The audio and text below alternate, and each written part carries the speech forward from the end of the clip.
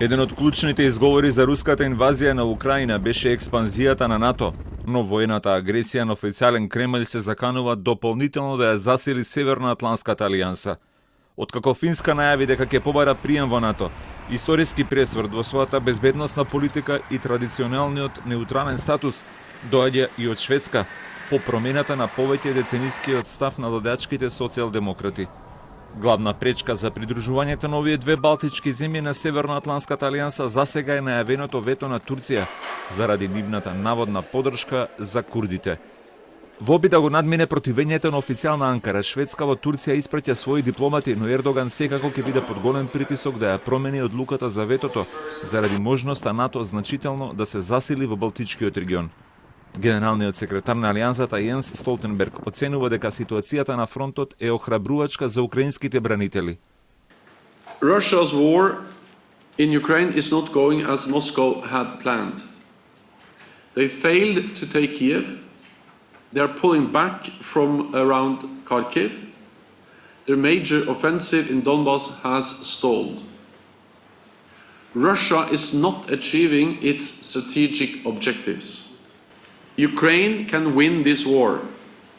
Ukrainians are bravely defending their homeland. Русија е во ќорсокак во својата инвазија на Украина, порача и украинскиот лидер Володимир Зеленски. Украинските сили во последните неколку дена освоја значителна територија во северно-источниот регион од земјата, особено во близина на вториот град по големина во државата Харков.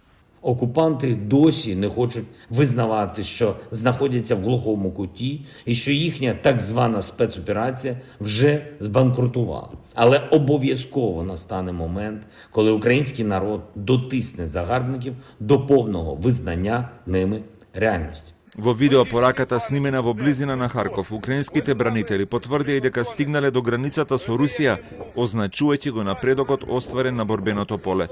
Сепак, главната причина за напредокот на украинските сили е најверојатно и фактот дека руската војска во наредниот период дополнително ќе ги интензивира своите напади во регионот Донбас, каде исто така тешко остваруваат напредок во офанзивата. Најискусните и најдобро опремени украински сили се токму во источна Украина, каде повеќе од 8 години војуваат со проруските сепаратисти во Донецк и Луганск.